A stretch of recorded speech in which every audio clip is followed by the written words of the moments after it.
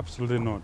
These are the handiworks, the fingerprints of the illegitimate caricature known as Emerson Dambudzo Mnangagwa. Since 2017, we have seen this predatory, extractive, destructive, dishonest, vicious ambition to destroy the MDC alliance led by Advocate Nelson Chamisa. We have seen him do everything legal and extra legal to destroy the proud movement that is known as the MDC alliance. And the reason is very simple. It is because he did not win the July 2018 election. It is because in his heart of hearts, he knows that Nelson Chamisa ought to be the president of this country. So the overwhelming suffocation of guilt leads Mnangagwa to do these extraordinary, barbaric acts that are not only unconstitutional, but have no precedent in recent modern history. It is totally absurd that an individual who participated in an election lost badly in that election. In the case of Thokozani Kupe, she got less than 1% of the vote. Less than 45% of Zimbabweans voted for her. That she and her outfits then end up controlling the biggest political party in Zimbabwe that thrashed them hands down in an election. Only in Zimbabwe, under Emerson Mnangagwa, do you see this. So no, we are not surprised. No, we are not shocked. At an individual level, it doesn't affect me, not at all. It has happened before. It doesn't kill you. Those that have been recalled, Hepmo Chidziva, Charlton Wende, Tabita Kumalo, Lineti Karenyi Kore, trust me, they are not dead. What in fact it does is to water the ground of our revolutionary spirit, to energize us, to demand the change that the people of Zimbabwe demand, that the people of Zimbabwe deserve.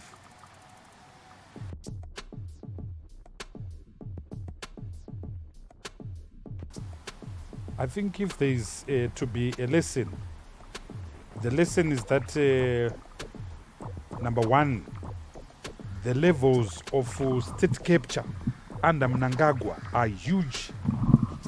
They are exacerbated and they are without limits. Emerson has totally emasculated all state institutions. There are 3 state institutions in Zimbabwe: the judiciary, the executive, the legislature, and one could add the chapter 12 institutions, your anti-corruption commission, your human rights commission, your gender commission, your media commission, and finally the National Peace and Reconciliation Commission. The grip of Emerson on these institutions is unwavering, is unmitigated. It's a vice-like grip. So the first lesson is that there is total state capture in Zimbabwe. The second lesson is that you are essentially dealing with a deranged individual, a deranged system, someone without boundaries, someone without limits. There is no elasticity at all. You have to budget for the abnormal. You will do things that are unexpected. It doesn't matter. He is the type of individual who will cut his nose to spite his face. He is someone who is so desperate to hold on to power that you'll do anything to reproduce his illegal, illegitimate and odious rule. Thirdly, the lesson to be derived there is that we can't trust these institutions. We can't trust any institution in Zimbabwe. We are on our own, and therefore we have to provide the leadership. We have to provide the agency that is equal to the task at hand. And the task at hand is how do you dismantle the conflation of this securocratic, fascist conglomeration of all kinds of slimy creatures that are currently dominating the political landscape. So if there's one thing and if there's one lesson, it is the agency of action. It is the agency of agency.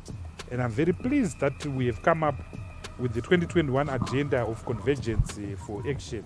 That agenda is very critical because we have to come together to look after the agenda of the people's agenda, the people's needs, to look after the agenda of reforms in governance, to look after the agenda of the citizen, and of course the global agenda. So the task at hand is urgent, and this recall just reminds us of how desperate the situation of Zimbabweans is. It is very desperate, but as Bob Marley once sang, none but ourselves can free ourselves. So Zimbabweans must understand that there is no messiah out there. We have to provide the agency, the leadership that is equal to the task at hand. Recently, your party lost its name, MDC Alliance, and property to new MDC leader, Senator Douglas Munzora, who also recalled MPs allying to your team. Now, with this latest development, could this not be the final blow? No, not at all. You see, the opponent in the room is ZANU-PF and Emerson Mnangagwa. The surrogates will always be surrogates. The puppets will always be puppets. So, Douglas Togaresei Monzora is a puppet. Like his cousin, Bishop Tendekai Abel Muzorewa, they were puppets. Morgan Komichi is a puppet. Elias Mudzuri is a puppet. There is no struggle without its own puppets. We had Moise Chombe in the Democratic Republic of Congo, Zaire. We had Morrison Nyati during the liberation struggle. Fast forward 2021, we have our own Lucia Matibengas, our own Douglas Monzoras, our own Sekai Hollands. That's nothing new. Our struggle is for the betterment of the people of Zimbabwe. And that struggle is against the poverty of our people. That struggle is against the uneven and unequal development in Zimbabwe. That struggle is a system in respect of which 41 years after independence, 56% of our people still use the bush as a toilet. That struggle is against a system in respect of which 41 years after independence, only 30% of our people have access to electricity. That struggle is a system in respect of which 41 years after independence, 62% of our people still drink water from wells together with their livestock and animals. That struggle is a system that denies the people of Zimbabwe their opportunity to choose the government of their own choice, to democratically express themselves. That struggle is against a system that doesn't recognize that the struggle for liberation and the war of liberation was fought on land, and it promotes and lives with it the biggest land barons in the world, the Kenneth Royd and Sharps of this world, and many other characters in ZANU-PF. Right now, as I'm talking to you, they are trying to grab 21,000 hectares of land from the Klengwe Shangani people of the eastern low veld of Zimbabwe, displacing in the process over 30,000 hectares of land which will be given to a white man, Den Dairy Private Limited. So ours is a struggle for social justice. Ours is a struggle for true independence. Ours is a struggle against kakistocracy. Ours is a struggle against corruption. Ours is a struggle for justice, and we will not stop until there is justice, democracy, legitimacy, and the rule of law in our country. As I'm talking to you right now, young Makomborero Haruzivishe is at Chikurubi maximum prison. As I'm talking to you right now, Alan Takuzwa Ngadziwore is at Chikurubi maximum prison, together with Joanna Mamombe and Cecilia Chimbiri. So this is the struggle that we are facing. Things have not changed before or after independence. And in fact, the irony of Zimbabwe is that the more things change, the more they appear the same. The more things appear different, the more they appear the same. We have been walking on the same path like a treadmill, going nowhere, with and under Emerson Mnangagwa. And that's the challenge we are facing.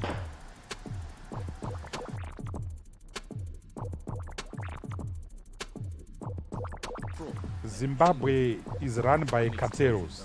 Zimbabwe is run by cartels who include Kudakwashe Tagwirei of Secunda Holdings,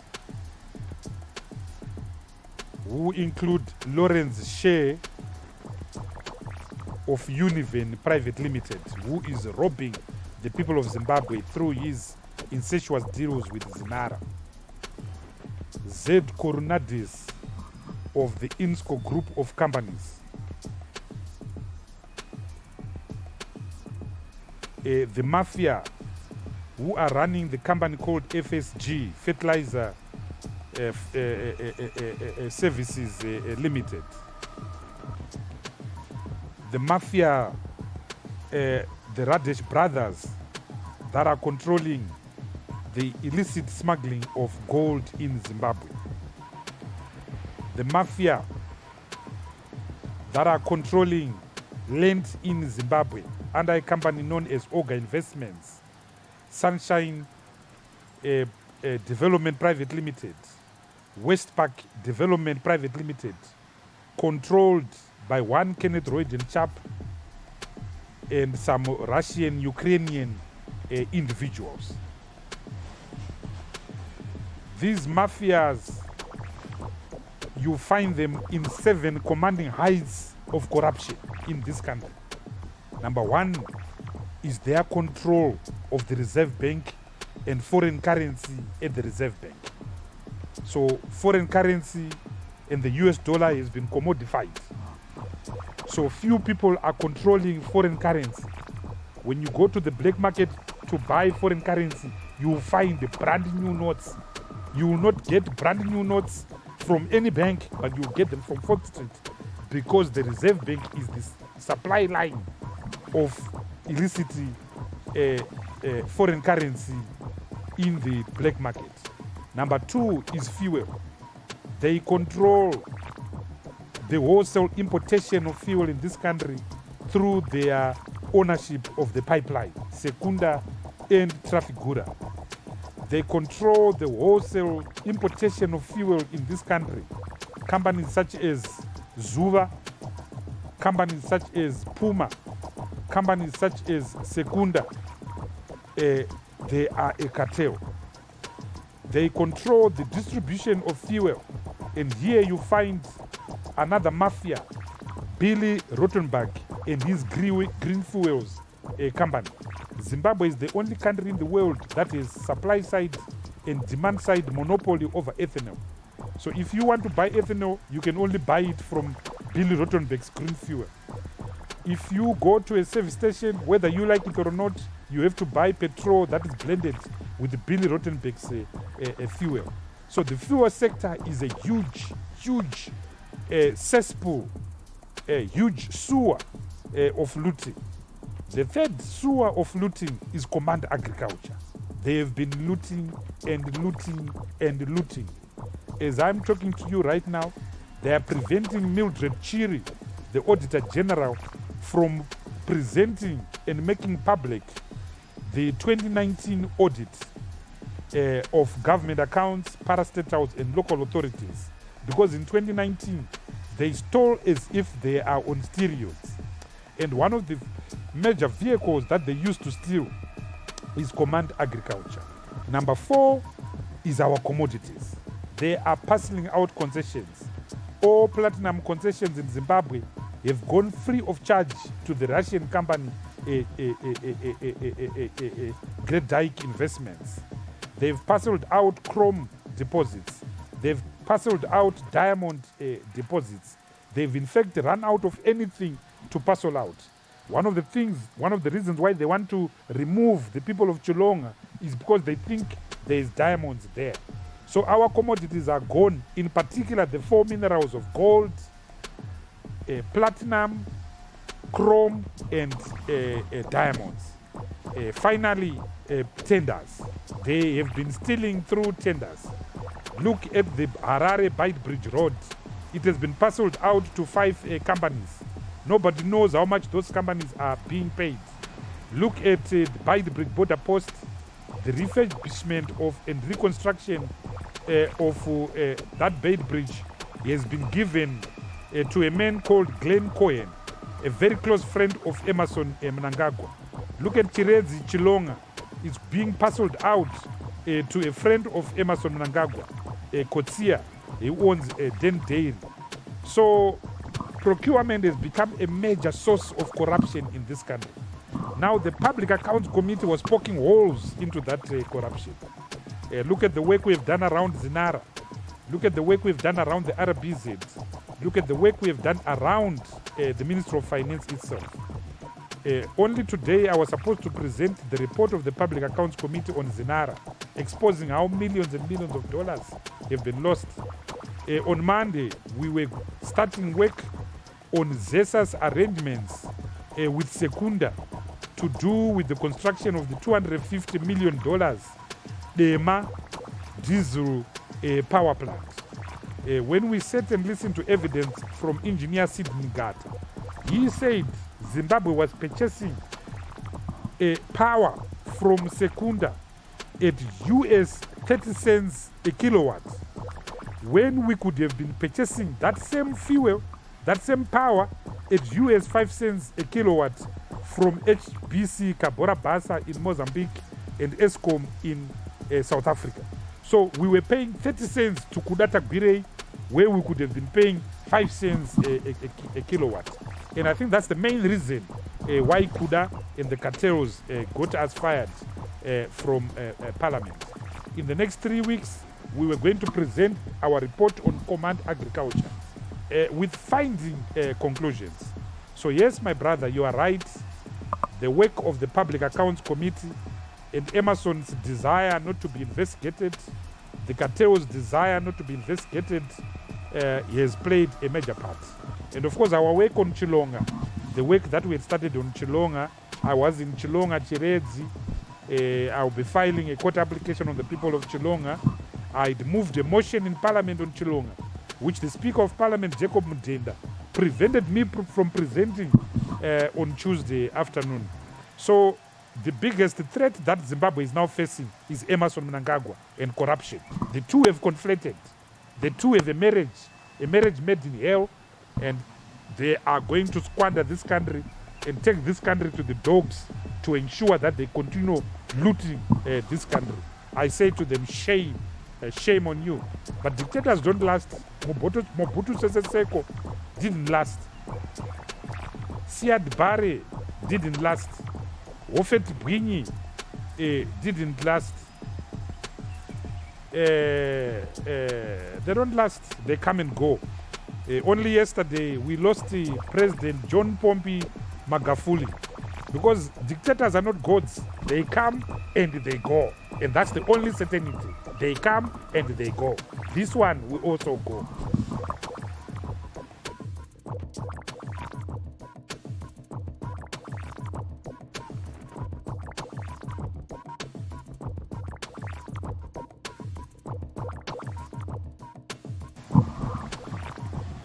Look, you know,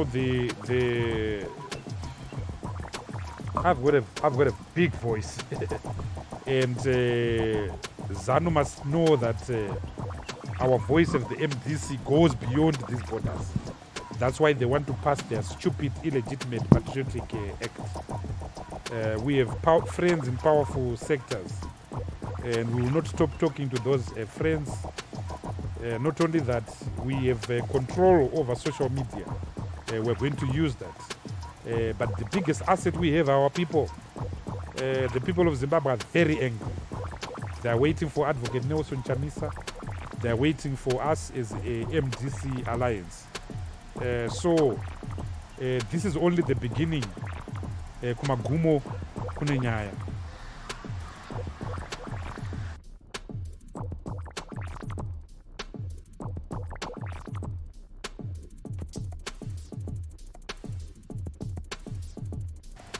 You see, it's an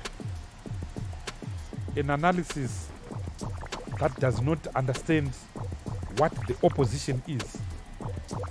The opposition is not the 30 men and women that constitute the MDC Alliance Standing Committee, or the 140 men and women that constitute the MDC National Executive, or the 200 men and women that constitute the MDC National Council, or the 12,000 people or so that constitute the MDC Congress.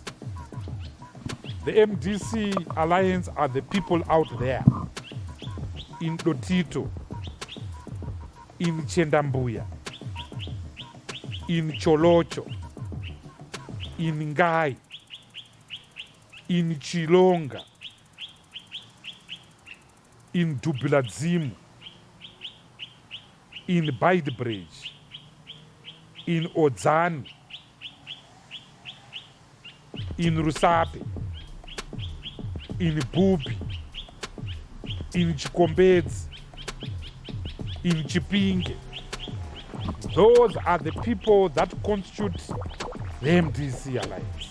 You will find them in Ward 4 Guhune in Mutambara. You will find them in Ward 4 Humanikwa Buyera. You will find them at Madzeka Shopping Center, Ward 15 Murewa West. They will die for this cause, the cause of change. So you can play around and rearrange the deck in the cockpit, but you won't decimate the people of Zimbabwe. Ian Smith learned this, imprisoning Robert Mugabe, Joshua Ngomo, Ndabaningi Stole, Nathan Shamyarira, and hundreds of others that were caged by Ian Smith during the liberation struggle did not stop independence, because you can't cage the 7 million black Zimbabweans that were dead, and you can't recall 14 million people. Emerson Mnangagwa cannot recall 14 million people. So my message to him is that, my brother, whether you like it or not, you will go, and you will go peacefully and constitutional. If the people of Zimbabwe could remove the baobab that Robert Gabriel Mugabe was, they will not be bothered by the thorn tree that Emerson Tambudzo Mnangagwa is.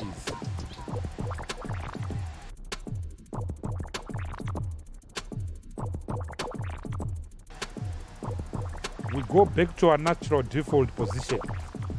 And our natural default position is the people of Zimbabwe. Our President Advocate Nelson Chamisa has already outlined our 2021 agenda, the Triple C agenda of convergence for change.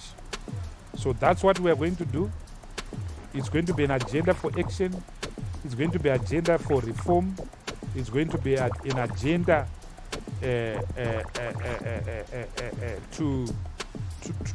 for a new consensus, a people-centered consensus to achieve democratic change in our country.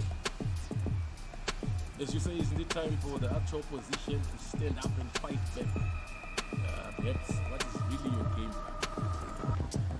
plan? We will fight back, but we can't tell you the hour and the second.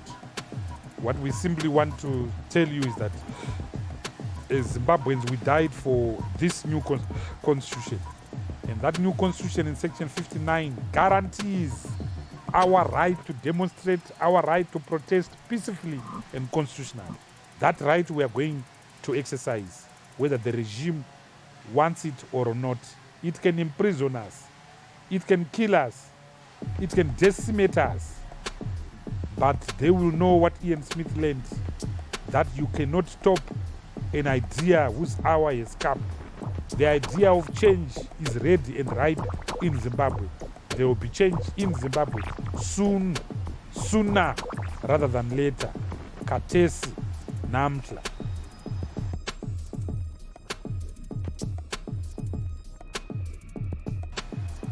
I feel pity for people like SK Moyo, that they've suddenly become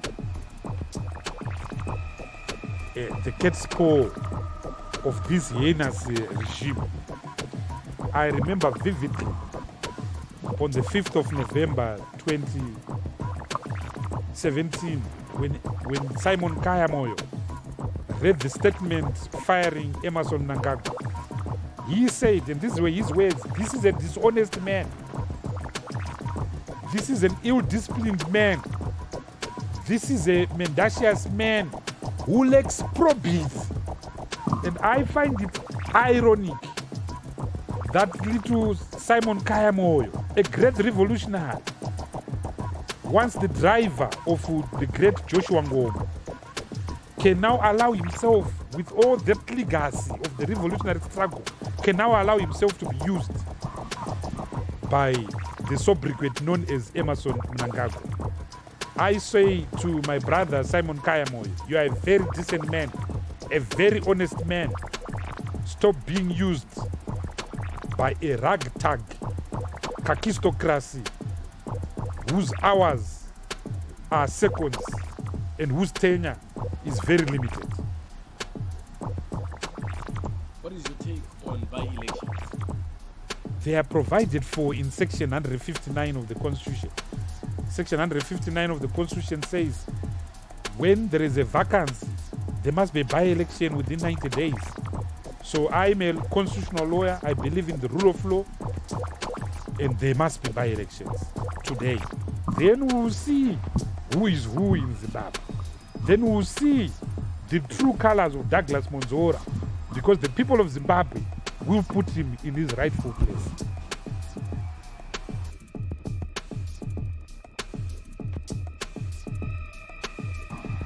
I was voted in Harare East by 21,000 Zimbabweans.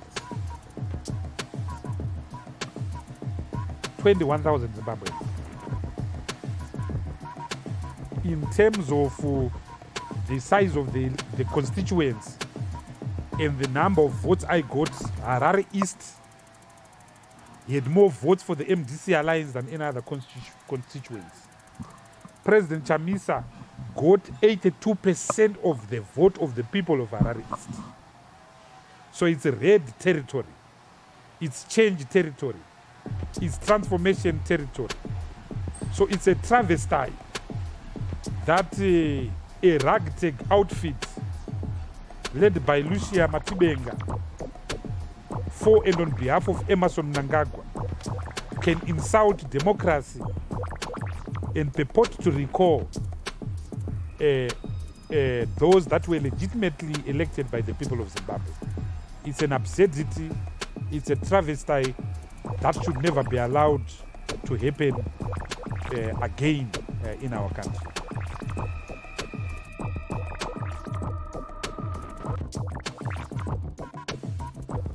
I was revealing corruption before I was in Parliament, and I will continue revealing corruption. I've just been talking about corruption right now when I talked about the commanding heights of corruption. Look, Mr. Mnangagwa is a desperate man, but a very dull one. All he can do is to kill. That he's very good at. He was the principal driver of Gukura Wundi. He must tell the people of Zimbabwe what happened to Patrick Namabani. He must tell Zimbabweans what happened to 30,000 of our compatriots who were killed in Matebeleland. Mr. Mnangagwa must tell Zimbabweans what happened to Itai Dzamara on the 9th of March 2015. Mr. Mnangagwa must explain to Zimbabweans what he is doing to Netsai Maro, to Joanna Mamombe, to Netsai Chimbiri, to Makomboreora Haruzivishe, to Takudzwa Ngazuo, to Alan Moore, And these people that I've spoken of are not even his children. They are his grandchildren. He must tell us what he's doing with them. So the man has no shame at all. The man has no shame at all. But he must know that we are not afraid of him. We are not afraid of him, and we'll continue fighting. We will continue fighting with our spirit, with our peace, with our constitution, with our Bible, with our religion, with our energy, with our love, with our commitment, with our passion. That's what we will do. Peacefully and constitutionally, we will fight. What's your last take on this whole saga?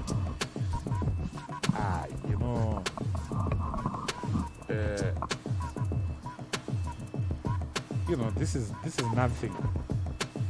The MDC alliance was not formed for parliament, but parliament is an arena of the struggle.